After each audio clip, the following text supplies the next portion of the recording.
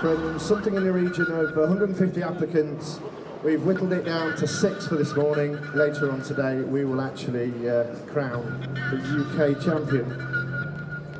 Pretty stressful finding out that I was going to have to perform again yesterday. So I was up till like 10 o'clock last night, re-washing all my stuff, and then I had a few hours sleep, and was up again this morning at about 5 o'clock, squeezing limes and separating egg yolks and stuff, ready for today. Big round of applause, everybody. Clever. There will be one person there, and it's going to be representing the UK in that competition, so it open up all sorts of avenues globally, really.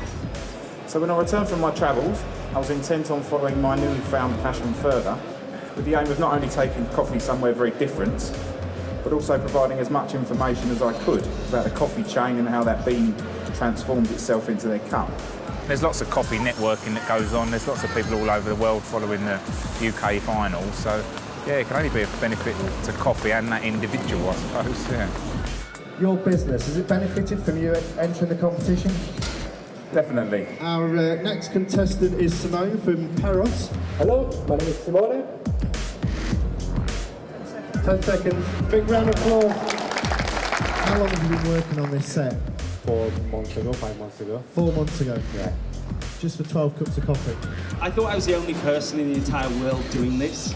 And then I entered competition and I realised there's people who get up ridiculous hours every morning, doing double shifts, making coffee every single day, and trying to put out to some people who just look away, put sugar in it before even tasting it, and they're off. And yeah, so it was a way of accessing that other community. 50-50, kind of feeling semi-confident, semi-not confident. There is definitely that stage where you just go, let's just do this. But leading up to that, it's pretty much just all fear. For me, it is anyway. It's your 15 minutes, fella, and you. Fun. I have a couple of goals, and they're basically just to do my set within 15 minutes and not forget anything. Give a really good spin with your hand covered on top. Judges, thank you very much for your time. Ladies and gentlemen, thank you very much for your time. Big round of applause. It went really good, yeah, smooth. I think that's definitely the smoothest I've done it so far. So happy. It all went out perfectly fine. As far as giving anyone a run for their money, it doesn't really operate like that. It's a very technical competition. Nobody sees the points until the end of the day when it's all announced, so you don't know how the competitors just did. They might have made some technical error which has lost them a lot of points that you don't know about. 1 minute, James. Thank you. I think most people, if they do well, then it's going to give them a bit more of a name and a reputation, and it'll mean perhaps that they can, you know, get a job that pays them a little more. I had to re-pull 2 sets of shots, which cost me time, probably about the amount of time I went over, so I'm happy these things happen. Hi, hope you're well. Nice to see you again. It's a lot of work, it's a lot of nights, it's a lot of practicing. You have to set up everything in practice. I mean, to practice the full set, which is a 15-minute set, takes about 3 hours. You know, from getting all your gear right, setting it up, setting up the machines, setting up the tables, getting everything where you need it to be, and then washing up. 30 seconds remaining. The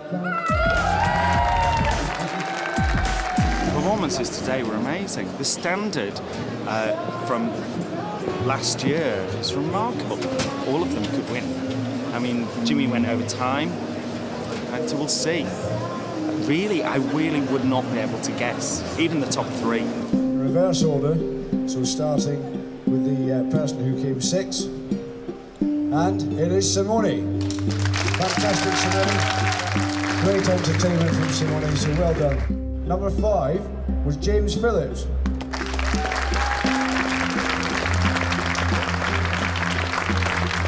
Number 4, Trevor Hyams. In 3rd place, Neil Lebihan. Okay, so without further ado, in the 2nd place, a great big hand for Dale Harris.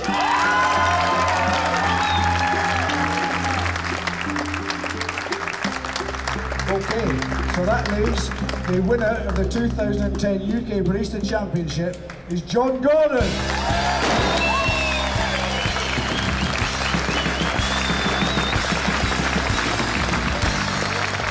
John. Fantastic effort. Well done. Okay. So that makes all this a little bit easier now, doesn't it? It does. Considering it's only all come together in the last 3 weeks, really. As a representative for the UK, I don't think we could have any better with it. He's a really, really great person, very serious, very passionate about coffee, and I think he'll do a fantastic job for us. A little bit disappointed, but I'm also quite happy for John because he worked so much harder at it. I'll be in it next year. I'll start practicing soon. Start thinking about it at least. I feel amazing. I got a really good score, best score I've ever got. John beat me by making better coffee, which is great.